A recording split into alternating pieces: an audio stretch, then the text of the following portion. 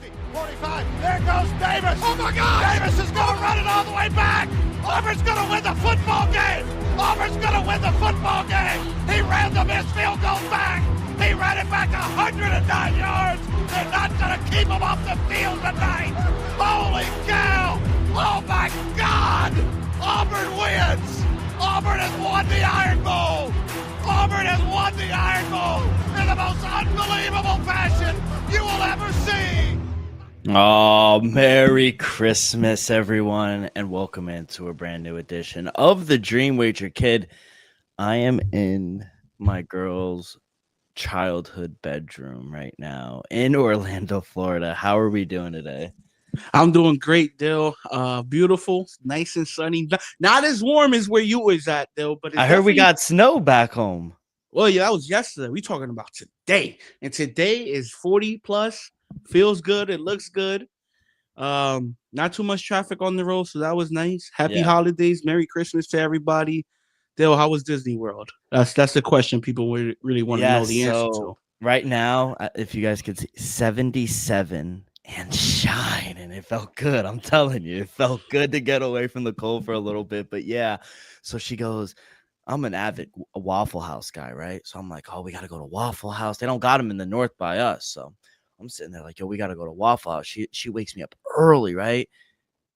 And she's not an early person. I love her, but she's not an early person. So she gets me up. She's like, we got to go. We got to go. I'm like, what? Like, mind you, I don't get to sleep in. I get up early for work. So I'm like, damn, all right. Like you wanted to sleep in. I want at least 7:30. I'm not asking for a lot. So I'm like, all right, cool. She's like, we're going to the biggest Waffle House ever. I'm sitting there like, cat. Like, I don't believe you. Don't know, maybe in the county. Yeah. So I'm like, and Waffle House, mind you, is like 5 minutes down her community. I'm sitting there like, it's 10-15 minutes have gone by, and her sister-in-law is driving us. I'm sitting there like, oh yeah, we not going on a Waffle House. And we pull up, and I'm sitting there, and I start to see Mickey and Minnie signs. I'm like, oh, we going to Disney. Yeah. She got for Christmas, she got me Magical Kingdom, and we got to see the fireworks out the castle. Oh, nice. It was great, bro. It was fantastic. It was a hell of a day. 20,000 steps I took yesterday from 8 a.m. to 11 p.m. last night. Damn. I texted you last night like, yo, you up? I was on my way home, bro. My feet are killing me, bro. Man, definitely sore. Definitely sore. You haven't took 20,000 steps in a while. Since Nam. since Nam. But it was great, man. It was I was surprised. I did not expect that. It was a great time. We got some souvenirs. But yeah, it was a really good time. And she got the lightning pass. So all these people were waiting for 40, 50 minutes for rides. Right on. Bro, I was in and out. it was tough. The lightning pass is always worth it for people that be like, is it worth it? Yeah. Unless you go like on a dead day. But if you're like, say if you go on a Saturday, get the lightning pass. Bro, and I was like, oh, it's not gonna be busy. It's because people travel all over the world to go to Disney World. It was incredible, though. I've been to Universal with like the Marvel studio, but I never been to Magic Kingdom. Yeah, I've been to Universal. I've never been to Disney World. How was what have you been doing? Everything all right with you? Shout out Joey. Yeah. I appreciate Joey for covering me on Sunday. Your boy's been a little busy. But everything is good. Everything is great, honestly. So shout out Joe. We'll talk about Monday, but I wanted to ask you, since I didn't get to talk to you on Sunday, before Sunday Night Football, but any big takeaways from Week 16 here? I mean, well, sorry to cut you off, though. No, I just got to start. Your boy hit the teaser, so that's a great start. Yes, they did. The teaser guy hit, the dog guy hit, and the lock guy hit. So Prop. What about Prop? My boy T. Higgins had 53 yards at halftime. We swept the board. No. Oh. T. Higgins had 53 yards at halftime. He ended the game with 53 yards. So, oh my God. It is what it is. His overall it was 56.5, I believe. So, hey, it is what it is. We got there with the lock, dog, and teaser. Takeaway wise, Jacksonville Jaguars are more serious than I think I even want them to be / expected. I think the Jaguars at least proved they could represent the AFC. I'm not saying they're Yeah. the best team, but the fact that he was able to go into Denver, win that game, and shockingly, convincingly, it wasn't like they just walked it off in a game-winning field goal. No, they were controlling the game the majority of the time. So to me, that was an impressive win, one of the most impressive wins. I think, not for none. I understand, Jordan Love went out the game, but that game from Caleb Williams, I think it put him. I think it put him in the conversation. I'm not gonna say he's top 10 yet, but that was a game that at least tells you, okay, Caleb Williams, he's the quarterback of the future. There's no doubt. I think after the matchup against the Packers, I understand Jordan Love got hurt. I think there's no doubt that Caleb Williams is definitely the future of quarterback for the Chicago Bears. And then, not for nothing, I think we both covered the game tremendously. The Browns plus 10.5. I think, we all respect Buffalo. We'll talk about them in a little bit when we go to power rankings. I got them high, but there's something about Buffalo when they have to go on the road. It's just, I don't know if it's a bug or they play down to their opponents. But when it comes to these road games, like we said, Carolina early on, Miami, Houston, you couldn't even cover against the Browns. So I understand the Browns have an elite defense, but this is another game on the road where I expected Buffalo to, show up, show out, especially after a fucking 21-point comeback last week. It just wasn't that impressive win to me. Chargers got there. Dog of the week, baby. Dog of the week with the Chargers, part of the teaser as well. I'm gonna be honest. You like the Chargers. You had them as your dog. I like the Chargers as well, but I didn't expect the offense to score 34 points. I think the bright spot was and the difference makers, and this is why I like the Chargers moving forward. It was Quentin Johnson. He was the X factor. The offense has been kind of sluggish as late. He comes back. He had big plays off the bat. We saw Lon McCombie get a little bit on. We saw the rookie Omarion Hampton involved as well. So I like what I saw overall from the Chargers. Not for nothing. And then sucks. I heard JJ fractured his hand. He's ruled out. But we get there with the 2.5 we get there, but it sucks because not for none. I think we've seen him. Even I came around a little bit. He's definitely having a second better half of the season than he had the first half. So I gotta at least admit that. Sucks that he might be out for the remainder of the year. He's probably going to be out for the rest of the year. But I would like him to get those reps. Yeah, I think it'll be beneficial for him, not just him, for the franchise, if he got these extra 2 starts under his belt. Texans, Panthers, Panthers take care of business. Dog, yes. I like them. I think the Panthers at least shown they're gonna win the division. They're gonna host a playoff game. It's all gonna come down to week 18 now. Yeah, it's just what version we're gonna see if they host that playoff game. Are we gonna see the Panthers we saw against the Rams? Yeah. Are we gonna just see the same old Panthers? That's gonna be interesting. And then I'm gonna be honest though. I think the most controversial game was the Steelers Lions. I was gonna say, did you see the ending? I was on the road there, and I'm telling you right now, I couldn't believe it. We have to give props to Jared Goff and the athleticism. I've never seen Jared Goff. Jared Goff wanted to win the game. Here's your, people's takes out there. I think the Steelers pulled one off. It was offensive pass interference, though. Yeah. No, I'm not questioning the call. Don't get me wrong. It sucks that 2 back-to-back plays that they technically scored were ruled back. To me, that's odd. See, that's the hardship. But were there the correct calls? I'm gonna have to say yes. So give credit to the Steelers. Honestly, no. They didn't ice up the division. I'm sorry. No, they did not. They looking real pretty. Mike Tomlin, another season with a winning season under his belt. Yeah. But just overall, I think it was a great week 16. And like I said, I'm thankful that Joey was able to cover. Yeah, absolutely. Joey did a great job, and we both did really good. We both went 3-1. I cashed out my lock, Minnesota -2.5, Chargers outright. I also gave out the Panthers as well. My prop Bijan Robinson led the team in receiving yards. It was at 37.5, and I think he had 90 against the Cardinals. So take running backs receiving yards over against the Cardinals, and the teaser didn't hit because the Lions lost outright. Yeah, that was a tough one. That was a tough I'll one. be honest though, I'm just happy I got there on that teaser. Yeah, no, shout out. I'm glad you got there because I did not, but we had a really successful. It was my best week of the year, kids. So so I went 11-2, like actual my that I put in. The only thing I did not hit, we'll talk about it. All right, we'll talk about it when we recap. But I do want to touch on Sunday Night Football. What a game! What a game at the bank. I was right in the fact that I knew the Ravens were going to be able to move the ball. Standalone game, black uniforms. It's a tough place to play. And I thought they came out aggressive. And I said, okay, the defense is playing good. Drake May had an interception early. Kind of woke him up a little bit, though. First game in his career, he goes for over 300 yards. So shout out him. He's in the 300 club finally. Almost went for 4. He almost did go for 4.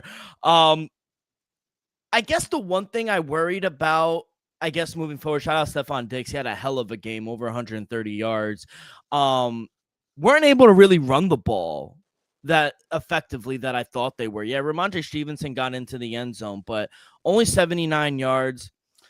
Lamar got hurt again. Tyler Huntley had to come in, and I didn't think he played all that bad, if I'm being honest. I thought they ran the ball, but once Derrick Henry scored that touchdown, he did not touch the ball for the rest of the game. My question to you, before you touch on your Patriots and the comeback win, hard conversations need to be happen, and I'm hearing it all about my friends down in the DMV. They were at the game, Dan and Grant. John Harbaugh has to be on the hot seat. He has to be.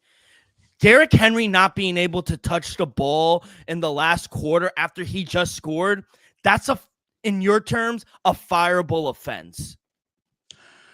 Now I know you're obviously happy you won the game, but bias aside from your Patriots, you can't do that. 2 things could be true.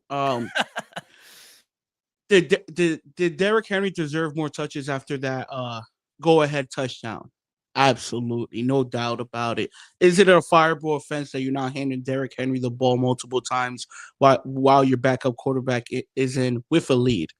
Possibly, yes. But does John Harbaugh deserve to be on the hot seat over it? No. You could say that the season didn't go as planned. The Ravens, I'll be the first one to admit, Ravens were my preseason Super Bowl pick.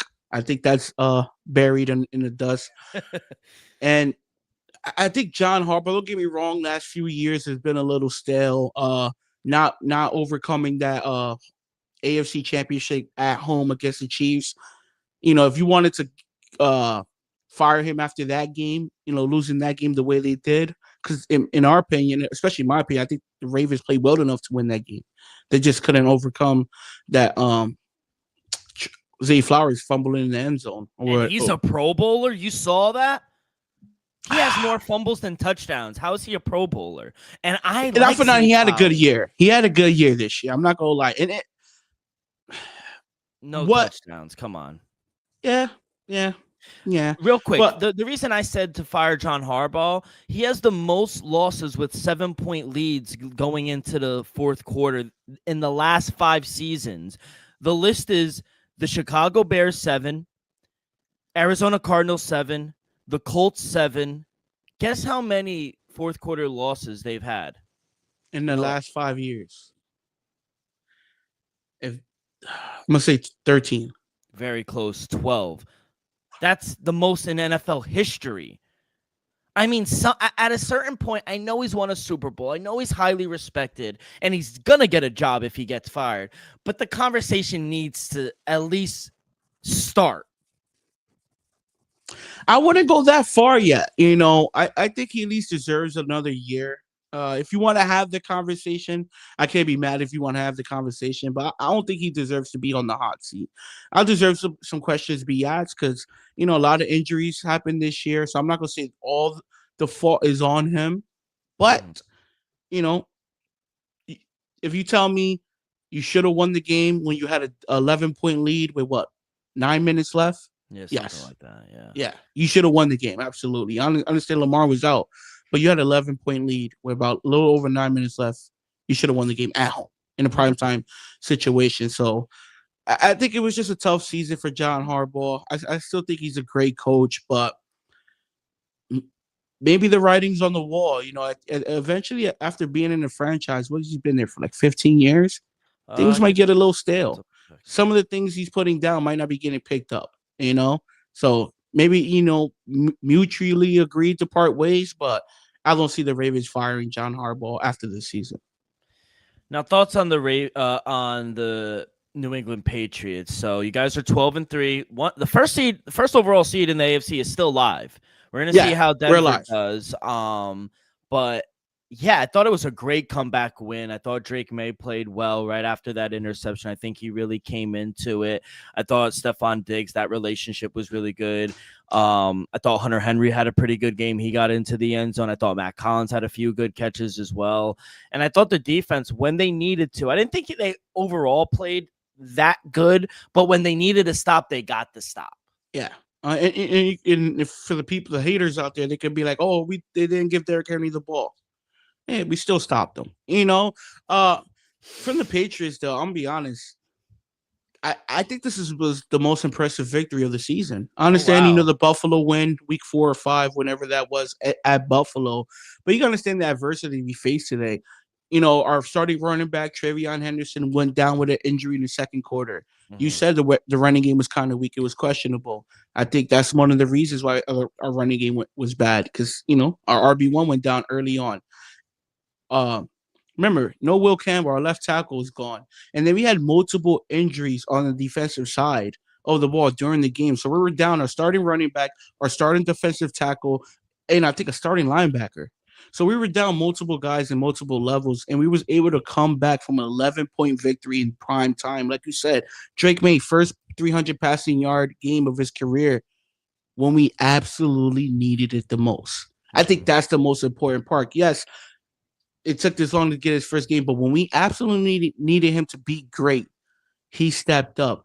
First, still, do you understand? This is the Patriots' first double-digit comeback game. From trending in the fourth quarter from double digits. Do you know since when? What year? We are in 2025. Do you know when the last time the Patriots came down from double digits? 2010. Oh, come on. 2017. The Atlanta Falcons Super Bowl. Oh, wow. Well, that was 2017. Yeah. No, that was 2016. We lost the Eagles in 2017. But okay. Yeah, so that was close. It's been a while, and the fact that Drake May played at his best after turning having the fumble, throwing an interception early on, having his RB1 go down. I think Drake May and the New England Patriots proved. I understand Lamar Jackson went down, but I think they proved Drake May's proven after last night, Sunday night, he's a real deal. I think there's no 100%. I don't think nobody could doubt. Oh, easy schedule, easy this, easy that. 380 passing yards, 11-point deficit in the fourth quarter. I don't care who you are. That's impressive.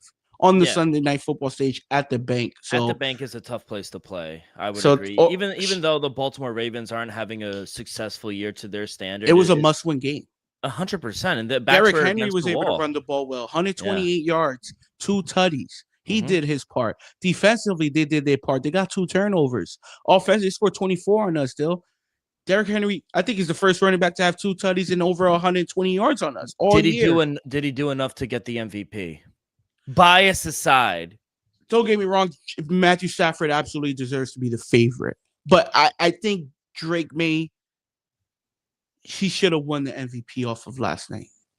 Just because, bias aside, for a man to have his most passing yards in his career after being down double digits in the fourth quarter on the Sunday night football stage, to me, that answered all the questions.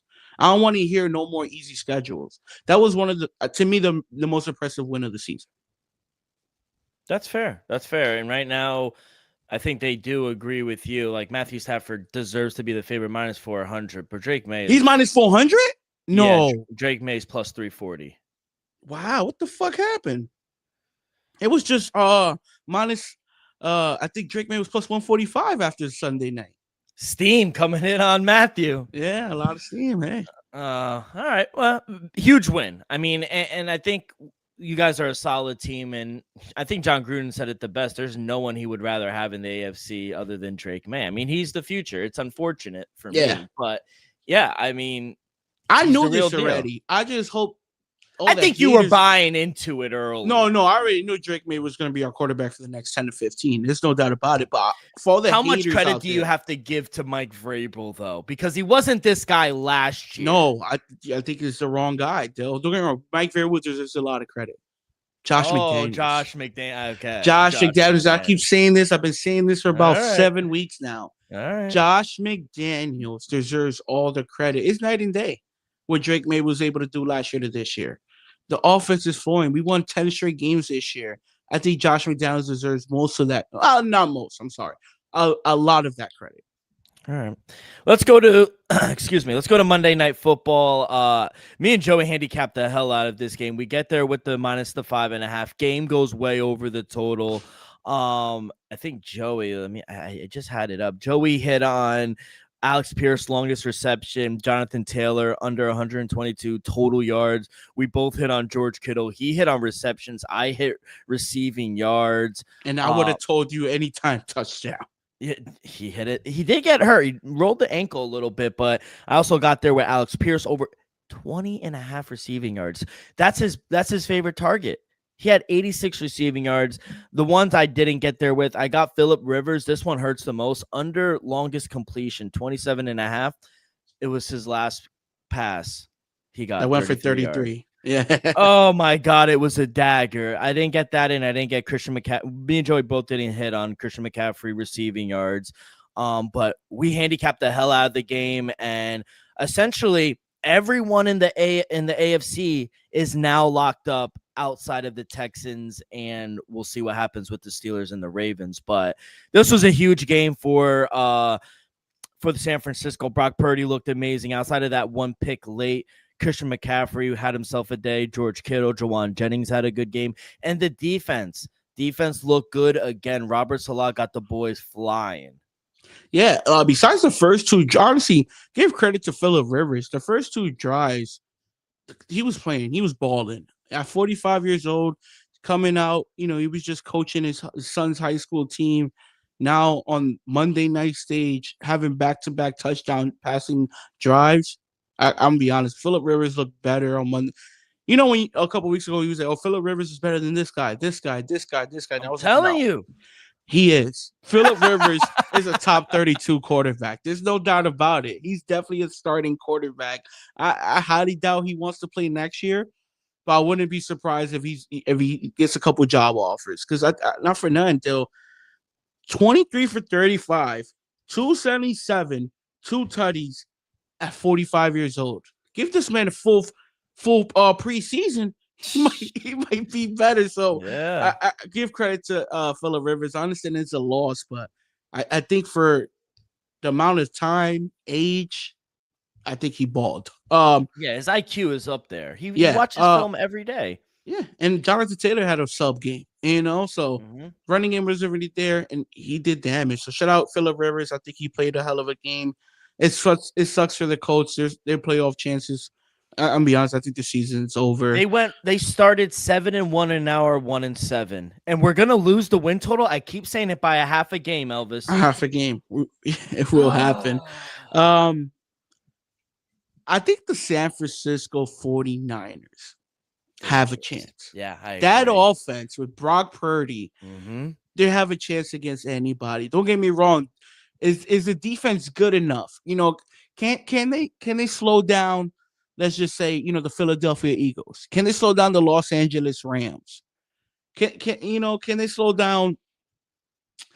Yeah, I think they can slow down the Panthers. Can they slow down Philly? The Seattle, Philly, Los Angeles, Chicago, Green Bay, Detroit, if they get in. I'm not sure about that. But I think offensively they could keep up with anybody. It's going to be, come playoff time, I think it's going to be Yes, is the defense as good as they were early on? Absolutely not, because of injuries. But right now, whose offense is looking better, Philadelphia's or the 49ers? I'm going to go with the 49ers and Brock Purdy. Yeah. I think the only offense, and that's depending on Devontae Adams' injury, I think he's going to come back hopefully 100% come playoff time. I think right now the 49ers is probably the hottest offense in the NFC. Right now, Sammy D and the Seahawks have been winning games, but the offense has been a little sluggish. I think Matthew Stafford and them boys, they're right up there as well. But you can't deny how well the 49ers football, especially offensively, have been playing as of late. So I love what I'm seeing from Brock Purdy. I love what Kyle Shanahan been doing, even with the injuries with both sides of the ball. But I could honestly confidently say right now the San Francisco 49ers might be the hottest offense in the NFC. Yeah, outside of maybe the Rams. Who else offense? Put it this. I think the 49ers are going to put up 27 plus points any game. Come playoff time. Yeah, so what NFC team? I'm sorry to cut you off though. No, you're what good. NFC team do you honestly see that could put up 27 points constantly? Just Rams. The Rams. That's it. The Eagles. I think Eagles have the potential to do it.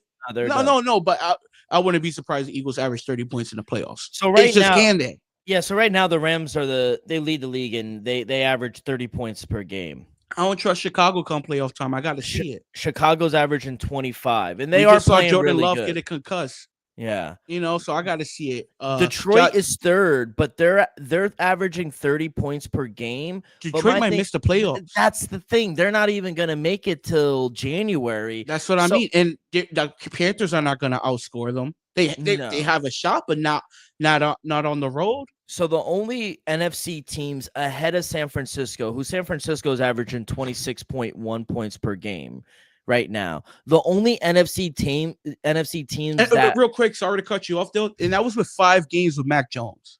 Yeah. No George Kittle, no Jawan Jelly, still no Pearsall.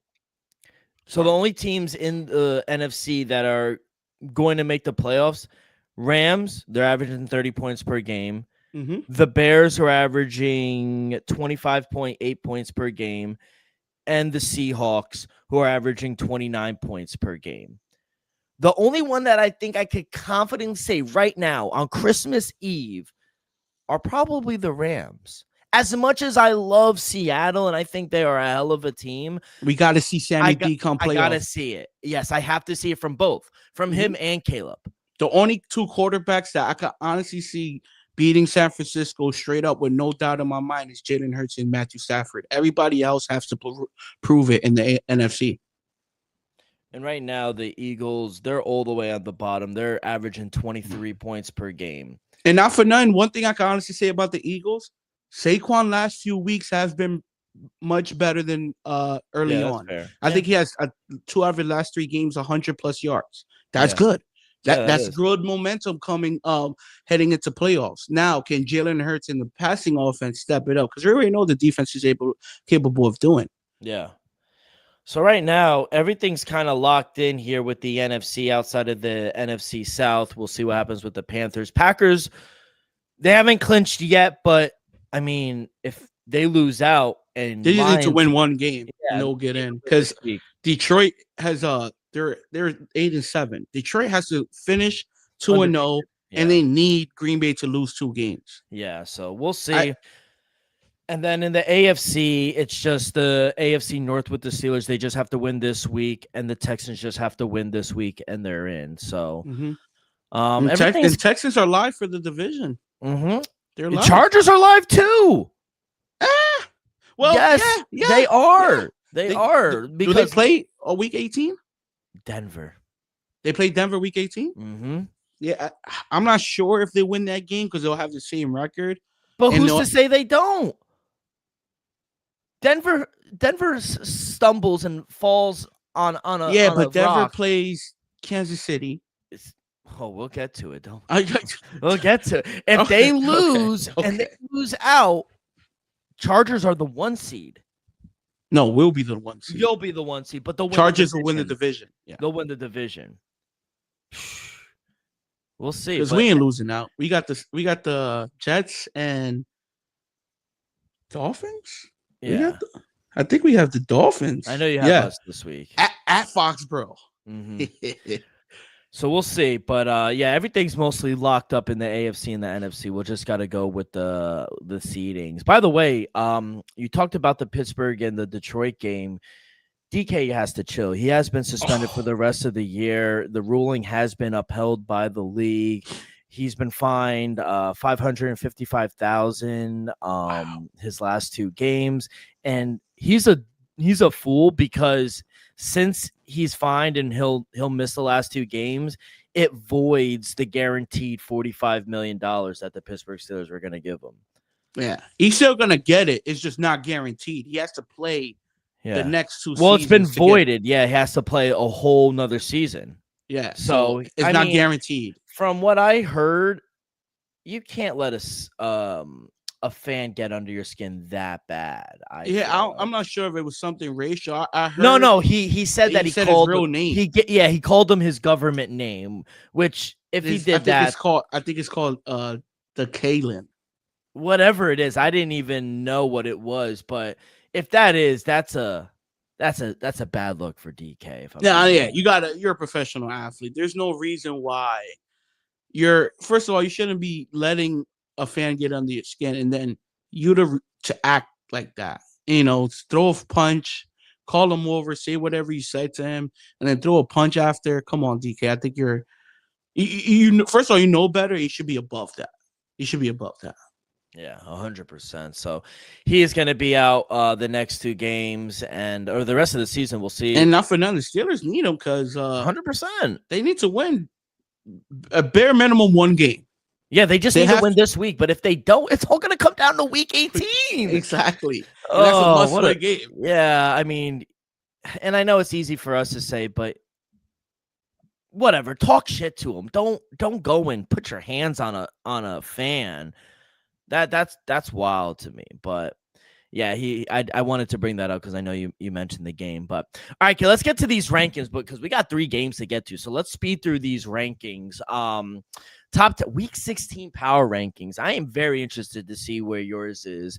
I will start off. I'll start at number 10. The Philadelphia Eagles are back into my top 10. Now, I know a lot of people are like, oh, they haven't been playing good the last month. 10-5. They're a playoff team. They clinched the division. We are talking about the number 3 seed in the NFC. I have to put them in. I just have to, kids. So, and big win against a divisional opponent who I thought Redskins played them pretty tough last week. They win. You know who I've really liked? The kid coming out of Bama, Jahad Campbell, 63 tackles this season. He has an interception as well. He has a forced fumble. And with Nakobe Dean going in and out of the lineup, we've seen an uptick in his playing time as well. I like him in Vic Fangio's defense. He's stepped up. He's made big contributions as well. I think the defense is going to be fine, but you hit it a few minutes ago. It's all going to come down to this offense come January. So we'll see how that goes. I had to put him back in my top 10. I got him right there at number 11, Dill. I couldn't go straight to the top 10, but we all know the potential is there. There's no doubt. I think we had the Eagles. I had the Eagles number 1 multiple times this season. At number 10, give me the Los Angeles Chargers, Dill. Another great win. And I'm going to be honest, an impressive win. Chargers are rolling. I like what I'm seeing. And not for nothing, Dill. One of the main reasons why I put them in the top 10 over the Eagles is Quentin Johnson coming back. We saw the offense pop, and that's what we needed to see. Let's not forget the team is down 2 starting offensive linemen. We could make the case two of them are all Pro Bowlers. So I like what I'm seeing from this offense. I like what I'm seeing from this defense. And like I said, if that offense shows up come playoff time, they have a chance. A chance. Give me the Chargers at number 10. All right, for me, number 9. Let's go up the list, and I have exactly who you were talking about. The I almost called him San Diego. Los Angeles Chargers. Big win against the Cowboys. My dog of the week gets home. And, if it wasn't for injury in Omarion Hampton, I think the wide receiver, Trey Harris, He's been really impactful as Mm-hmm. well. He's really emerged into, kind of a run blocker, but he's made big plays as well, especially in the win against the Chiefs back, I think, a couple of weeks ago. He had that hurdle. I think it was like a 37 or 38-yard reception. It kind of shifted the momentum before halftime as well. So, the guy plays multiple positions, and this is a guy that kind of needs to step up. So I love what they're doing offensively. I think the offensive line it worries me coming into the playoffs, but this is a Charger team that is in poised position to win the division. Justin Herbert's playing well. The defense has been better. 11-4. This Charger team is legit. I got them at number 9. At number 9, give me the Chicago Bears, though. Like I said earlier, I think Caleb Williams, one of his, honestly, I think it's the best throw of his NFL career. No Rome Duzier, no Leonard III. The defense keep getting turnovers. Still, I understand Jordan Love got knocked out of the game, but I think it was an impressive win overall for Chicago. Coming back down, I understand Romeo Doubs didn't recover the onside kick. That was impressive. Throw to end the game. Dot, by the way. So I like Chicago. I like everything Ben Johnson been doing, and not for none that the defense lead the league in turnovers. That's a stat you got to recognize. Dill, give me the Bears at number 9. Yeah, I've said that for weeks now. It's the turnovers that are really doing this team well. And I'm not the biggest Caleb fan, but I was standing up watching that game Saturday night, and I looked to my girlfriend. I said, "That's a dime." Like, yo, that was a dime. It was like 8 degrees at that. It was frigid. And shout out DJ Moore for catching and holding on to it as well. So yeah, it was a dot, bro. It really was. And I got the Bears at number 8. I mean, what a win. They were 12-1 going into that game. The Packers beating the Bears. They just had their numbers. So to get the monkey off their back, really transcended them. The Bears have a pathway to the number 1 seed as well. These last 2 weeks are going to be crazy in the NFL. But the defense has done really well. We see what Ben Johnson has done for this culture. The offense has done really well. You saw, I just showed you the numbers, what they're averaging per game. And, and we said, oh, it's Tyler Warren. It was really introducing like kind of a second half. Colston Loveland. Mm-hmm. He's really had a nice second half of the season. Like even back, I think it was maybe like a month or two ago, but against Cincinnati in that shootout where that game winner 54-yard touchdown. He had 118 yards that game, 2 touchdowns. So since then, he has gotten no fewer than 4 targets a game from Caleb Williams. So they're utilizing that 12 personnel 2 tight end set, which Ben Johnson loves to do as well. So he's getting a lot of snaps, and I think down in the red zone, Colston Loveland creates a big mismatch and a nightmare for some defenses. And I think the relationship and the chemistry for him and Caleb Williams is just growing stronger. So yeah, I like this team. I got the Bears at number 8. And we didn't even mention how good the running game has been. I didn't even mention Monangai and DeAndre Swift. So Ben Johnson been doing a hell of a job just to add on top. At number 8. Give me the Houston Texans. The Texans are even down alive for the division. Still, I think C.J. Stroud has a chance to win the division. I think the Houston Texans defense it could go into any stadium on the road and possibly shut it down.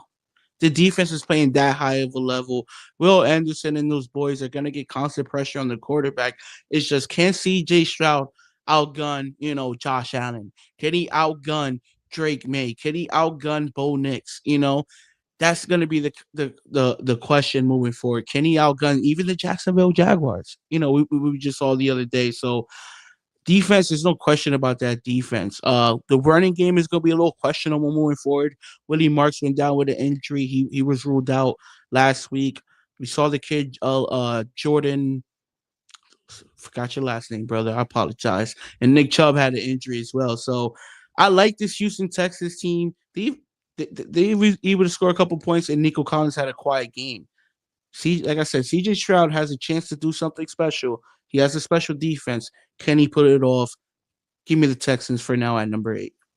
Trying to find that name for you. I thought I knew it. I have him. Jamar Jordan. Jamar Jordan. I knew it was Jordan something, but Jamar Jordan. He got me 14 points in my fantasy league because I had Willie Marks. So shout out, bro. 15 carries for 53 yards. Not bad coming into the game.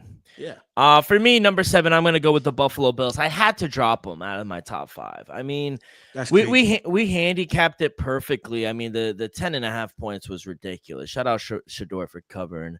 I'm surprised you said shout out Shador. Hey, I give credit where it's due. Unlike because he can't front. He's you. You don't give JJ one. I just said JJ's been playing good. Let's be honest, you're a JJ hater. You do not like him. You were rooting for his injury. You were a low-key. When he got hurt, you were like, no. Okay. No. I just said I didn't want him to get hurt because I wanted to play these last 2 games. He's been playing better football in the second half of the season than he did in his first half. That's a fact. And that's my opinion. Christmas, I'm going to choose to believe you. I don't, though. In my heart of hearts, I don't think you like JJ. This is the honest truth. I personally think Shador's ceiling is higher. I think he's the more talented quarterback. That's all. That's fair. And shout out him because he did cover us for us. 10.5 was too big. It was a classic look ahead spot. And you mentioned it. They played down to their competition. We've seen it all year with this Buffalo team. When they play the Patriots and other good teams, we're like, where has this Bills team been? But then when they play the Raiders or the Browns or Miami, they don't cover a 6-point spread, and we're like, they're so hard to handicap from a week-to-week basis. So I had to put them down. They barely beat the Bills. And I didn't think the Browns, excuse me. And I didn't think Josh Allen played all that well either. Definitely was possibly his worst game of the season. Yeah, got to check his numbers, but definitely one of his worst games of the season. Can't deny that. It's fair to say Shador outplayed him. He did. So, with 2 picks. Yeah, with two. Well, one wasn't his fault. Like I say with Shador, the bad is bad, but the good is good. Good. Yeah. So, yeah, I had to drop them, kid. I still think they're good, and I still think when they get into the playoffs, they're going to play up to their competition. But it's just bad luck going week in to week out, playing bad teams and not really blowing them out. So I had to drop them. They are at number 7 for me. Don't be honest. I'm not mad for you dropping them. Just kind of shocked they're all the way at number 7. That's all. At number 7, give me the San Francisco 49ers. Still, they balled out. I got them a little high. I know some people might question that, but like I said, in my opinion, they're one of the hottest offensive football right now. Defensively, they're middle of the pack. CMC, I think, leads the NFL in all-purpose yards. If CMC's healthy, 100% come playoff time, he's going to show up. George Kittle is 100% healthy come playoff time. He's going to show up. I know, hate him or love him, Brock Purdy been there, done that. The man been to a Super Bowl. So the lights ain't going to be too bright when he has to go into Philadelphia, when he has to go to Los Angeles. It won't be too bright for him. And defensively, like I said, they're missing a couple the big guns, but they're still pretty damn good defensively. Give me the 49ers at number 7. Give me the 49ers at number 6. I think you're not high enough on them. Yes, the offense has been good, and they're dealing with some injuries, obviously, on defense. One guy who's really stood out, Upton Stout, the nickel cornerback. He's had bumps in the middle of the season, but some crucial moments, late game breakups. He's playing winning football, and he's coached well by Bobby Salah. I mean, week 3, going all the way back in the first month of the season, he forced a fumble on the goal line to preserve a victory. He had a game-winning tackle in week 11 in the goal line.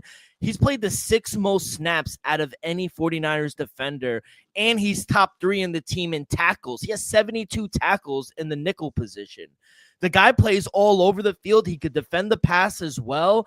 So just to go a little more on the defense, I love the defense, actually. I know they're missing key household names, but guys are stepping up. And you see it. People want to play for Bobby Salah. He is energetic on the sideline. Brock Purdy's playing elite, and they're just getting healthier. I wish George Kittle didn't get hurt, but I like this team. And I said it a few weeks back, and now you're saying it. And I think other people are starting to see it as well. This 49er team could be a dark horse come January in the playoffs. So, yeah, I got 49ers at 6. At number 6, give me the Denver Broncos. I think they got humbled a little bit. I still like their chances. They are the number 1 seed in the AFC. Small chance it still has to go through Denver to get to the Super Bowl, but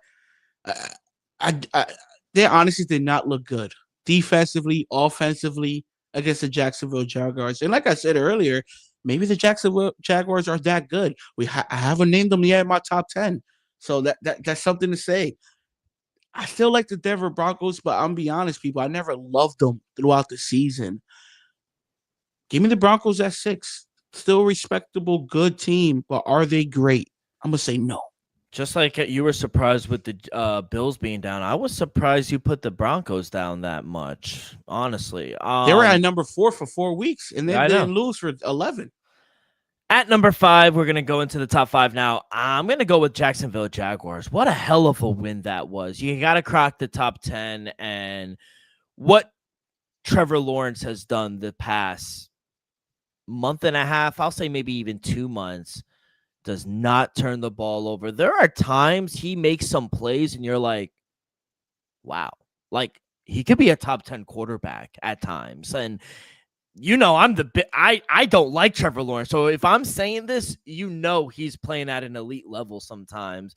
I think Liam Cohen is doing a hell of a job with that offense as well. The defense, not going to blow you away like San Francisco or Seattle or Denver, but collectively, this team rallies, and they went up to Mile High and played their best game of the season. I think running the ball with Travis Etienne has really done well. Jacoby Myers has really developed. Brian Thomas Jr. is starting to come along as well.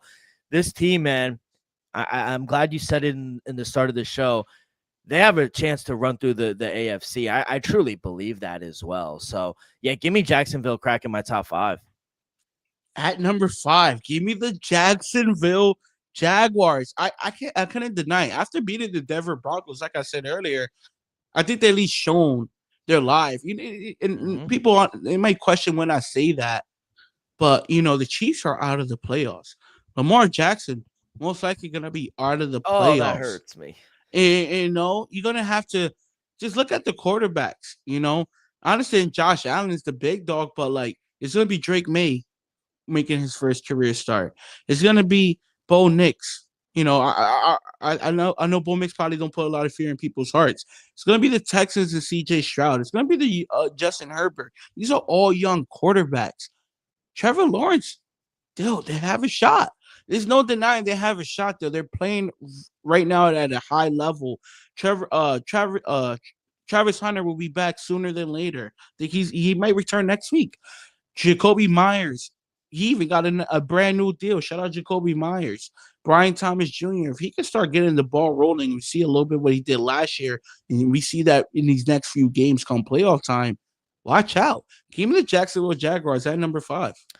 At number 4, I had to drop them one spot. They did lose. Give me the Denver Broncos. They are still right now technically the 1 seed. I have to respect them. I still have to put them in my top 5. Bo Nix, yeah, he had a bad game. He had a bad game coming off one of his best games against the Packers. But you know who's really impressed me? Yes, obviously we could talk about the defense and how good they are. RJ Harvey. I mean, 11 total touchdowns, 7 rushing, 4 receiving. He leads the team in all rookie position players in the league. He has a second-round pick out of UCF. Like, he's also tied for 13th in scoring, 1 spot behind Amon-Ra St. Brown, who's like a top 5, top 10 wide receiver in the league, and he's 1 ahead of T. Higgins. So, obviously, J.K. Dobbins on injury reserve since week 10, but there's no doubt about it. RJ Harvey has stepped up and really taken control of that RB1 position. I like the kid. I mentioned him in fantasy. He's a really good guy coming out of UCF, and he does it on both sides. He could catch it out of the backfield, and he could also run it. So I've been really impressed with RJ Harvey. Give me the Broncos at number 4. At number 4, give me the Buffalo Bills. I understand they couldn't cover it against the Browns. I didn't expect them to. Like I said earlier, I've been saying it for a couple of weeks. Any given Sunday, Josh Allen is the best quarterback in football, and it's not even close. And I hate to admit that. You see? I'm a Patriots fan. I hate to admit that, but that's just the honest truth. I gotta be real. Gotta be honest. I can't just be lying to the people. Any given Sunday, Josh Allen is the best quarterback in football, and I'm a hell of a Joe Burrow fan. So it. I think they could win against anybody. Though I know defensively they're getting a little better, a little healthier as of late. Nice to see Espinosa's back. Mike Bonaldo was back, so it's nice to see them on the field. I think they're getting a little healthier on the secondary. That's nice to see. James Cook, I think, is showing everybody he's the top 3 running back in the league. That was James Cook did most of the damage against Cleveland. Josh Allen wasn't really that impressive. Like you said, Shador outplayed him. So I understand it wasn't the most impressive game. I didn't expect them to be. I know they play down to their competition. When the rubber needs to meet the road, Josh Allen is going to strap up and he's going to be ready to go. Give me the Buffalo Bills at number 4. Had to put them up one spot from 4 to 3. Big win at the bank. Give me the Patriots at number 3. I think a big loss, and you mentioned it, recapping it, possibly rookie of the year, and I'm rooting for Alex Shuck Tyler Shuck if I'm being honest, but Travion Henderson has been amazing. He leads the team in rushing yards, 776. He has I think 146 carries. He's averaging 5 yards a pop. He has 8 total touchdowns.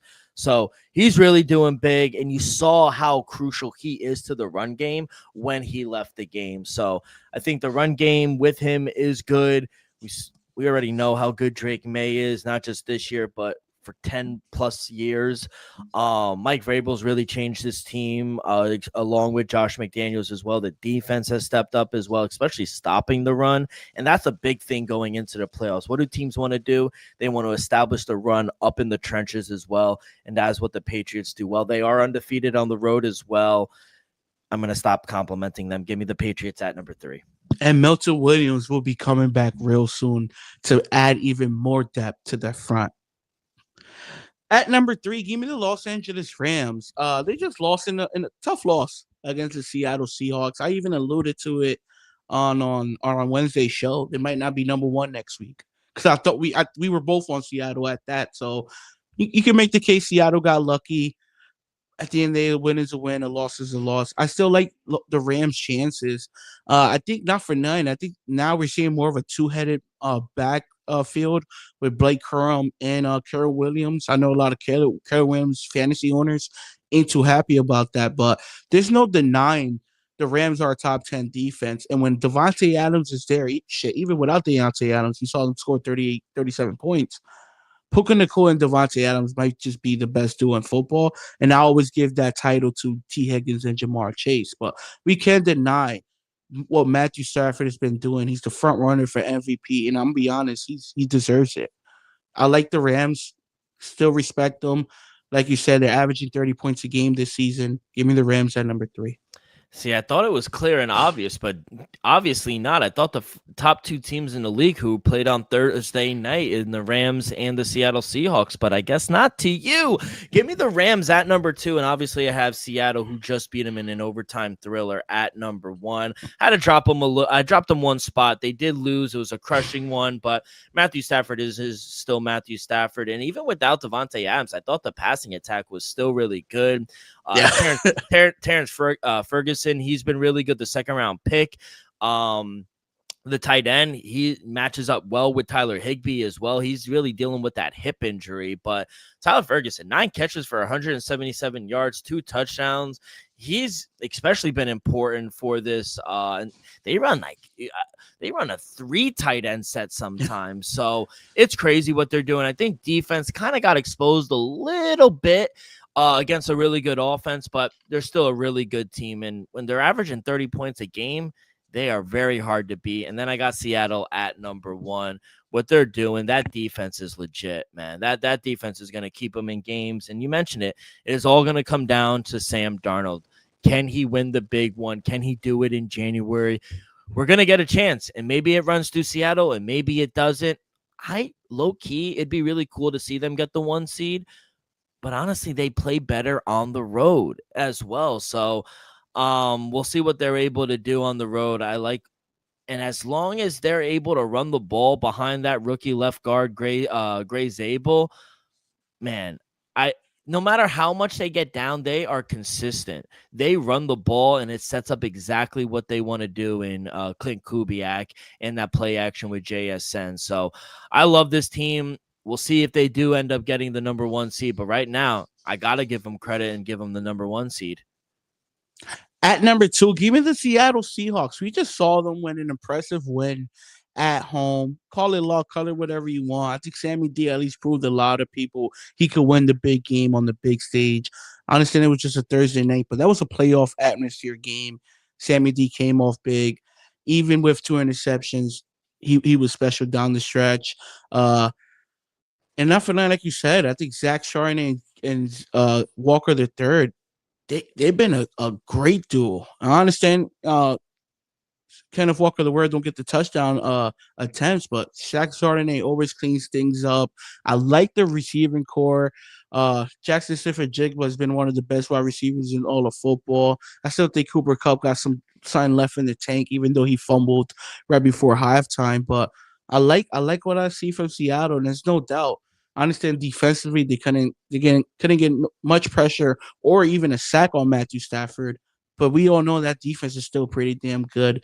Give me the Seattle Seahawks at number 2. And who am I not to put the Patriots at number 1? After I just said they just had the most impressive win of the season in my eyes. Still, if I had them at number 1 before, why wouldn't I put them at number 1 after the most impressive win of the season? Give me the New England Patriots at number 1. Will Campbell is returning. Milton Williams is returning. We just came back from a double-digit deficit with 9 minutes left. Down our starting running back, down our starting defensive tackle, down our linebacker. There, we had multiple injuries at multiple levels. We still able to go into the bank and win that game. I don't want to hear no easy schedule. I want to hear it wasn't no Lamar Jackson in the game. Drake May has arrived. We have a top 10 defense, top 5 offense. And not for nothing, if Cherryon Henderson comes back, he's going to run the ball down people's throats. So give me the New England Patriots rightfully at number 1. Ooh. No bias, though. No bias. Like I said, put like this. Let me ask you a question. Have you had the Patriots on your number 1 any point this season? Yes, I have. 1 week, I put them at 1. You put them at 1. Let me actually check. Yeah, I had the New England Patriots at number 1. To me, they had their most impressive win of the season. How could they not be number 1 again? Yeah. That's just my opinion. No, I think right now, especially moving forward, because we're going to be healthier with a great left tackle, with a top 10 defensive tackle. Come on now, we're going to get better. I don't think I've ever put the Patriots at number 1. The highest you did once. I remember. Once. Yeah, I was shocked. Week 5. Like 13 or 13. Yeah, it had to be in week 13 after we won 10 straight. Yeah, after week 10. No, after week 13, excuse me.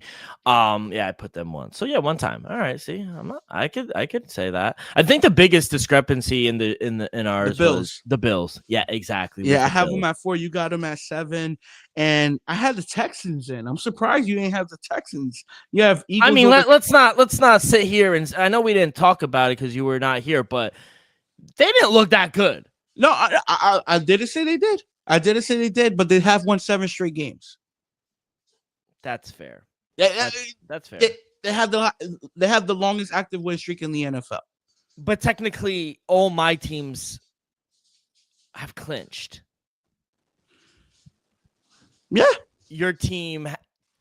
One team is, I hate this word, in the hunt. Technically, but we all know they're going to get in. So. They're going to get in. And not for 9, though. Who's been more impressive over the last 5 weeks? The Eagles or the Houston Texans? It's the Texans. That's how I grade my top 10. I grade 5 weeks. I don't care about what happened week 4. That's fair. All right, let's get to this triple header on Christmas Day. But before we do that, a quick word from our sponsor. We're brought to you each and every episode by Viva Tequila Seltzer, the most refreshing hard seltzer. Hands down, there's no wonder why Viva was voted number 1 hard seltzer in the world by San Francisco World Spirit Competition.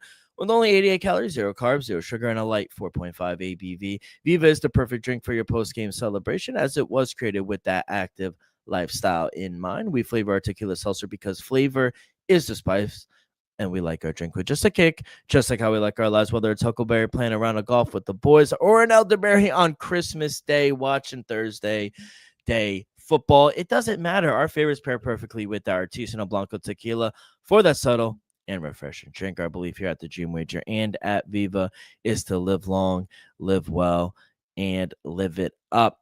All right, kid, let's get to it. Thursday day on Netflix. We got 2 games in the day on Netflix and then 1 on Amazon. And then we're going to start in Washington in an NFC East showdown where the Cowboys are laying 7.5, now 8.5. I see. Damn, it was just 7 like 3 hours ago. I know. I just refreshed the page while I was doing the ad. Damn, for real? 8.5 on the blue book, minus 480 on the money line. Washington Redskins / Commanders plus 8.5, plus 370 on the money line. Total is 50.5. Looks like it's going to be Josh Johnson going for the Redskins. Mariota is still hurt. But to be honest, like playing that game last week against Philly, it still looks like Washington is still trying to win games. I don't think they're tanking like other teams, Giants, Raiders. And maybe they'll get a bump from Josh Johnson playing this week. And you could pass on this Cowboys defense. Look what Herbert was able to do to them last week. My dog obviously cashes with no ease. I think Debo could have a big game. Washington is going to take this game serious. The Cowboys secondary stinks. Now, they should win the game. Everyone is on the Cowboys. You know what that means for me. I'm obviously going to take the points here. Give me Washington plus 8.5. I just think it's too many points. I ain't gonna hold you, Joe. I felt really good about the 7. Now at 8.5, I'm gonna still lay it. Don't get me wrong, a little more skeptical about the 8.5. I wish it stood at 7. I think the Cowboys honestly should win the game by double digits. They lost 3 straight games. Dak Prescott in the offense hasn't been the issue. It's the defense. Now you have a third string quarterback in Josh Johnson. What could we honestly expect from him in a short week's notice? So personally, I think Dak and that offense is going to just outgun the Washington Commanders. Give me the Dak Prescott and the Cowboys minus 8.5. Shit, if it gets to 9.5, I wouldn't lay 10. I think they win by 10. I'm gonna say 31-17. I'm gonna say 27-17 Cowboys. All right, and for my prop for this game, I mentioned it earlier, and I think this is a really good matchup for him. It's going to be Deebo Samuel here, kid. And you could get 43.5 receiving yards. Think that's really good. Down here in Florida, there's only one book, by the way, and sometimes it's not the greatest numbers. But in the blue book, you could get 43.5, and I think that's a really good number. He's literally averaging 43 yards, but he has really good numbers here against the Cowboys. Head-to-head, he's gone over this number 3 straight. He's gone over this earlier in the season. He had 71 yards. This is an A-plus matchup here. Cowboys ranked 31st in the league against wide receivers. The secondary is banged up. I think this is a really good match for him. I know it's Josh Johnson, but he's going to get the ball out of his hands quick. He's going to get it to Debo, those little quick screens. He's going to get the targets. Give me over 43.5 receiving yards for Deebo Samuel. Yeah, I like that. I'm gonna go with CeeDee Lamb. Give me CeeDee Lamb over 79.5 receiving yards. I think this number is low. Like I said, I think Dak Prescott in the offense is gonna be able to throw the ball, and I think CeeDee Lamb is gonna have a big game. We saw George Pickens have a better game as of late.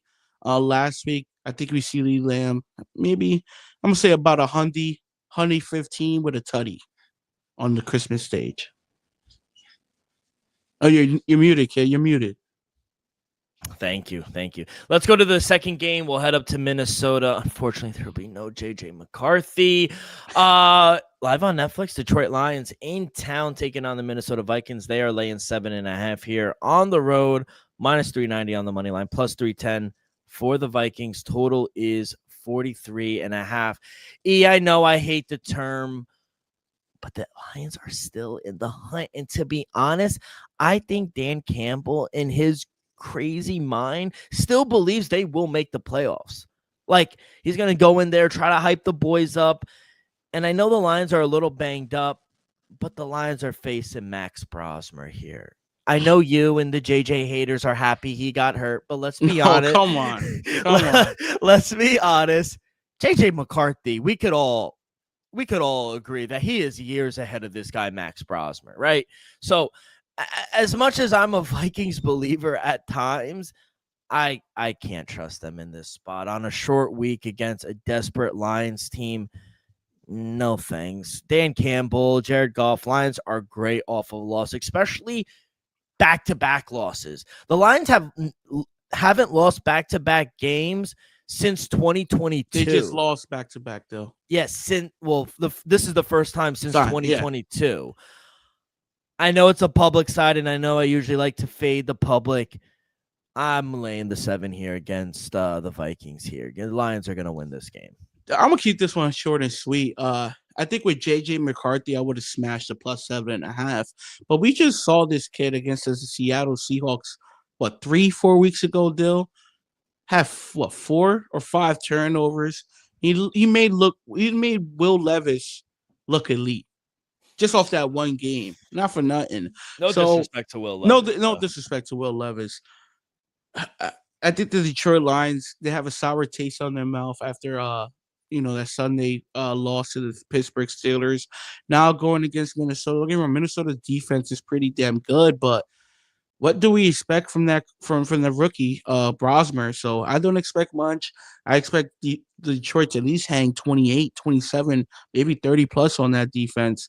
And shout out Brian Flores, but I think the Lions are just going to play that way.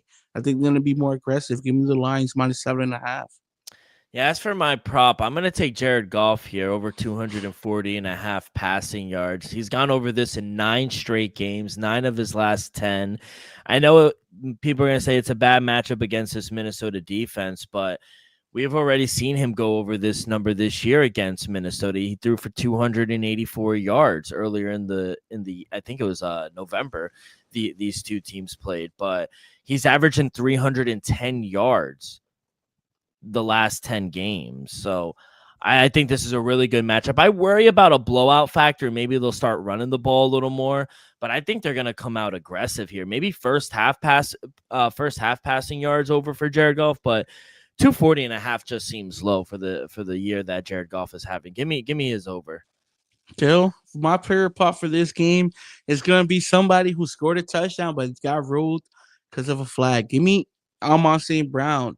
Anytime touchdown at plus 112. We saw St. Brown honestly had one of his quiet games all season. Shout out Jalen Ramsey. I think he did a hell of a job. He didn't get enough credit because of, the 2 penalties at the game. That was all the talk about. But I think Jalen Ramsey played one hell of a game on a top 5 receiver in St. Brown. So I think he finds the end zone in this game. I think he bounces back and have a better game. Give me anytime touchdown at plus 112. I'm on St. Brown. All right, and then let's go to the last game on Amazon. Might not be the Kansas City Chiefs anymore if you saw what happened. Kansas City Chiefs hosting the Denver Broncos. Broncos laying 13.5 here on the road, 12-1 on the money line, plus 750 for the Chiefs. Total is 36.5. What a line. What a line, Elvis. I mean, laying 13.5 on the road against a depleted Chiefs team, but here comes Chris Oladukin. That is his name, Oladukin, making his first start of the season. But we're getting Andy Reid, who's one of the best offensive minds in the game still, off of a loss, going up against a Denver team who, let's call it what it is, they've struggled to put away lesser teams this year. And Elvis, do you remember when the last time the Chiefs were 13.5-point dogs? Remember, no, but I'm going to say at least 2013. This is the first time ever they're 13.5-point dogs. In franchise history? In franchise history. They've only been double-digit 3 or 4 times. The last time they were double-digit underdogs, 2011. Do you know the matchup? Definitely not divisional. In 2011, who was a fucking horse? New England Patriots. Kyle Orton versus Aaron Rodgers. The Broncos. No. the Chiefs versus the Steelers. You mean Packers? You said Aaron Rodgers. Yeah. What did I say? You said the Oh, Steelers. the Steelers. Yes, the Packers. It was the Packers versus the Chiefs. And Shout out Kyle Orton. And KC won outright, 19-14 that game.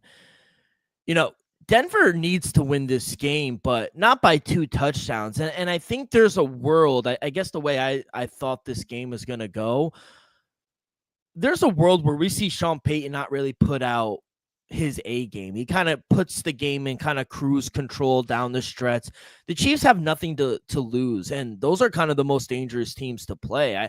I feel like we have to take the Chiefs here in a home divisional game. And let's not forget, earlier in the season when the Broncos played the Raiders, Sean Payton didn't give out his A-plus game plan, and they didn't cover that game. I think he does that when he plays weaker teams. I don't think he's going to put out all of his eggs to this team. They're going to win this game. Might be the last game in Arrowhead. Give me the Chiefs plus 13.5. Too many points. I'll be honest though, it's hard to disagree with everything you just said. I think the main thing is just too many points. You know, I understand. I think we just saw a notification saying no Trent McDuffie. They're gonna sit a couple starters out. Rashee Rice will be out. I'm not sure if Chris Jones is gonna play. I think he's gonna play. At the end of the day, I think it's some sort of pride. You know, it's still Steve Spagnuolo's defense. It's still Andy Reid calling the plays. If there's any offensive coordinator who's gonna get the best out of a third string quarterback, best believe it's gonna be Andy Reid and company. So even without Rashee Rice, I still think the offense is pretty damn good. I know no Patrick Mahomes, but I think they'll be able to make close. I think I'm gonna say 20-10. Broncos win 20-10. Chiefs cover the 13.5. Low scoring game. I think the over-unders at 36.5. I will honestly lean under. Unless we see a punt return. Yeah. And for my prop, I'm gonna take the rookie, Chris Oladukin. Over 146.5 passing yards here at minus 115. He had 111 his coming into the game, but I trust this rookie. I know it's on a short week against a good defense, but at home, he's been in the system for 3 years. He knows what Andy Reid likes. I know there's a few guys out, but he is going to get the most, and I think that we can ladder it up to about 200, maybe 215, get some plus money here. Give me Chris Oladukin over 146.5 passing yards. That's just too low. It is too low, Dill. I'm going to go with the guy you mentioned earlier, Dill. I think this number is a little too low for him. And I think in garbage time, maybe in the second half when the time is really, I think he's going to get some touches. Give me RJ Harvey over 52.5 rushing yards. I think 52.5 is just too low. Like I said, I don't expect Bo Nix and the offense to light it up. And I expect RJ Harvey to get at least 20 plus carries. I'd be damned he doesn't average at least 4 yards a carry, at least 3.5. Yeah. He'll get over if he averages 3.5. So give me RJ Harvey over 52.5 rushing yards. I think the number is just too low. And kid, when we have these triple headers we did for Thanksgiving and now here for Christmas, we're going to do a lock dog tease. We'll do a player prop as well for the day. For my lock, I'll go right into it, kid. I'm going to take the points here in Arrowhead. Like I said, I just think, to reiterate everything, I just think it's a little too much. I don't think Sean Payton's going to give out his game plan. I think he's going to put it on cruise control late into the game. No need to blow this team out. And I think they're going to have, like you mentioned, some pride. It might be the last game in Arrowhead. I'm going to take the plus 13.5 as my lock. What is your lock? It was the Cowboys -7. I still want to get there with the 8.5 still. Ooh, but you're going to lay it, huh? I'm gonna switch it. Oh, I'm gonna switch it, Dill. Give me the Lions -7.5. Ooh, I like it. Like I said, the last time we saw the rookie Browser, he threw I think 4 or 5 interceptions. I could pencil in 2, and I think the Lions score at least 28 plus. They're good for 30. I think Jared Goff and the offense, Jahmyr Gibbs. Like I said, I got Amon St. Brown anytime touchdown. I'm gonna go with the Lions here. I'm gonna lay the 7.5. I'd rather lay the 7.5, the high number in in a dome than a dome team outside in the cold. Give me Yeah. the Lions minus 7.5.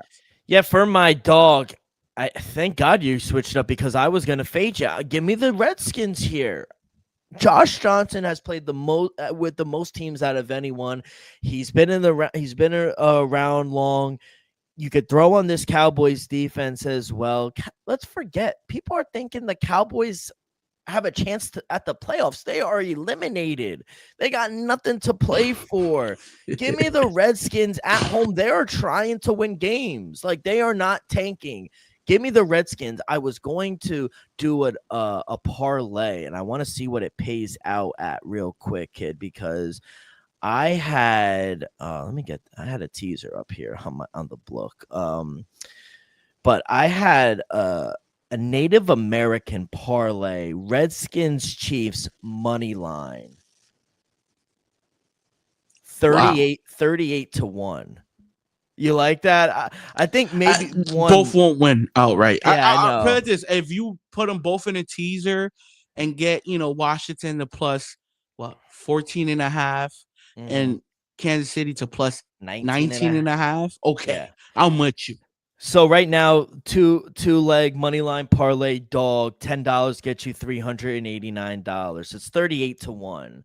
Not bad, but I was thinking of a Native American parlay on Christmas. But dog of the day, I do like the Redskins. I'm gonna be honest though, I had to switch it up for the dog of the day. Oh, you went NFL. We got another sport on Christmas Day, NBA. I'm gonna be honest, I couldn't get with any of the dogs in the NFL. I love the enthusiasm, but give me the Dallas Mavericks plus 275 for the dog of the day. We just saw Cooper Flax put up 30, 40? I think he put up 40, right? 33 points, 43 points. Like that. I think the Mavs, if Anthony Davis plays, I love him.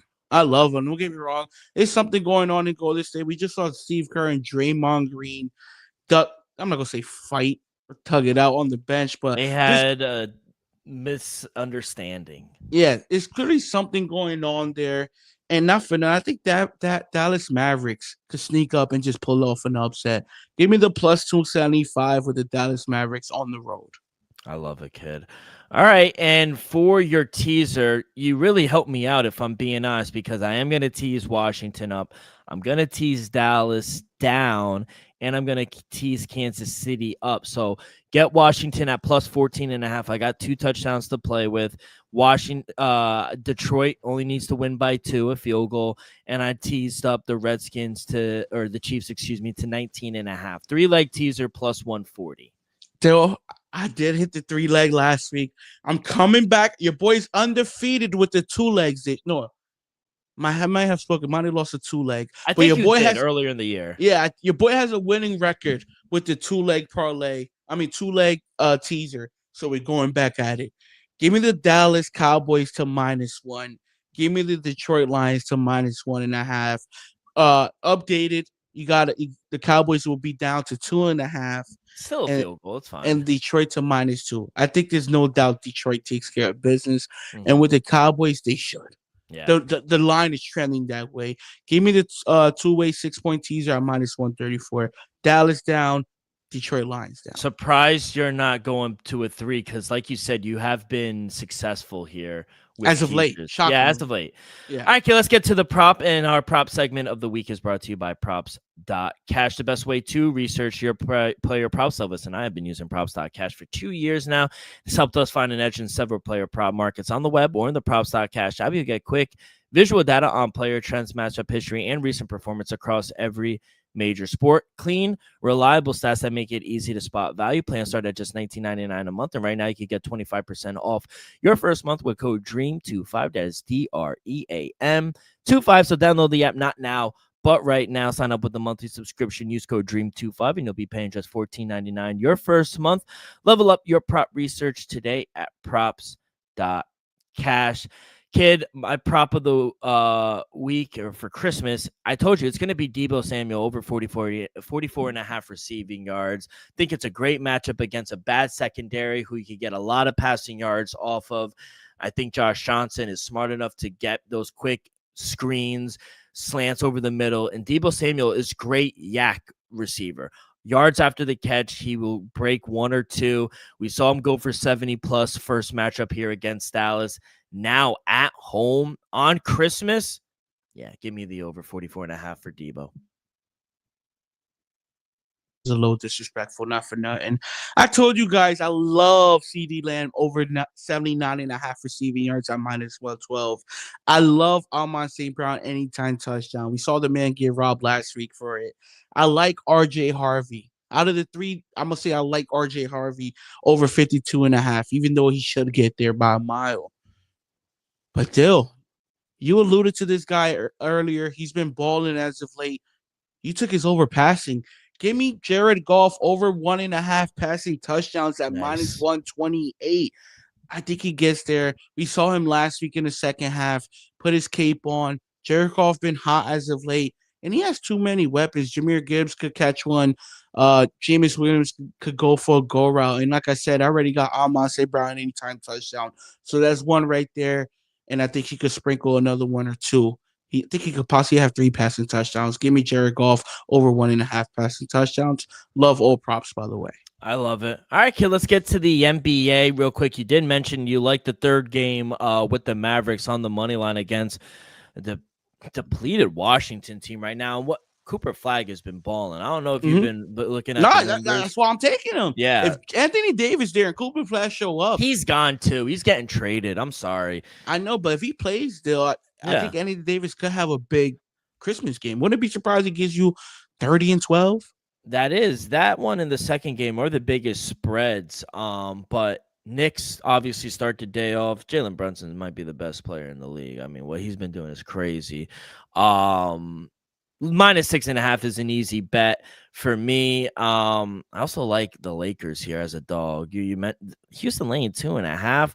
Luka's gonna go crazy as well. So those are what I like. I like Knicks minus 6.5, and I like the Lakers here plus 2.5. Or if you want to just take them on the money line. But what do you like here? We know you like the Mavericks. What else you like?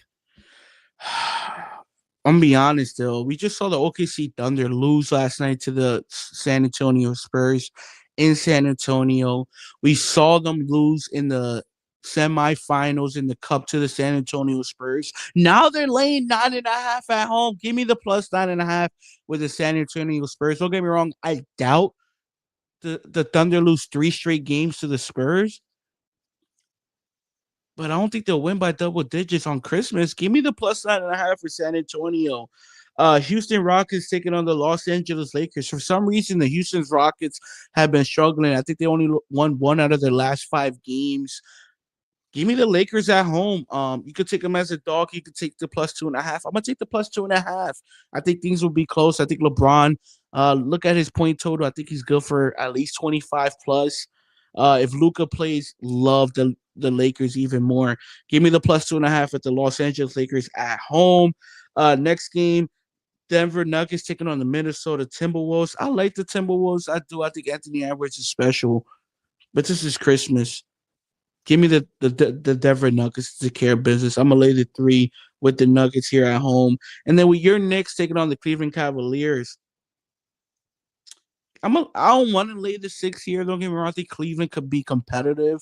I think they could make it close, but I think the Knicks take care of business. If anything, put Knicks on a teaser. Tease the Knicks down to a pick 'em, and then tease either San Antonio up, or you could tease the Lakers. That's what I'm gonna do. Give me the 2-way 6-point teaser at minus 134. Give me the Knicks to pick 'em, and give me the Lakers to plus 8.5. I love it. Well, kid, enjoy tonight. Enjoy Christmas Day. I got mass to go to. Want to thank you as well. I mean, it's been 365 days essentially here in 2025. Couldn't have done it without you, so I appreciate you and all your hard work. And say hi to the family. I appreciate everything you do for me. And yeah, let's win all our bets, man. Enjoy your Christmas. Anything you want to say before we get up out of here Christmas? Yeah, Dale, appreciate you. Know me and you've been grounding all season long, all year long, not just this season. So appreciate that. I love the fact that we always communicate with at times. Been a pleasure, honestly. You my dog.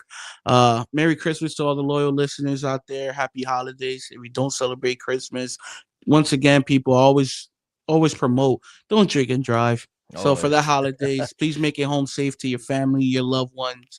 It's not worth it. Definitely don't drink and drive. Enjoy your families. Let's hit our bets. Yeah. Let's hit our props. Let's hit our teaser. Let's make some money and start the everybody just have a great holiday. Let's just have a great holiday. Enjoy the day off. Hopefully you get paid too. Yeah, hopefully you enjoy your day off. Enjoy the games. Good luck on all your bets. And like I said, last few weeks, take care of yourself and each other.